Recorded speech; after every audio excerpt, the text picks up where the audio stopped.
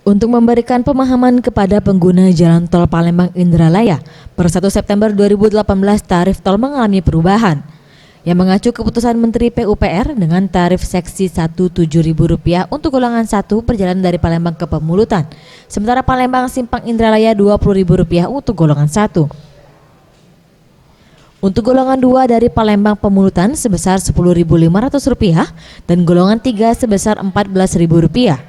Namun belum selesainya rute seksi 2 dan 3, masyarakat yang melintasi rute Palembang Indralaya hanya membayar tarif seksi 1.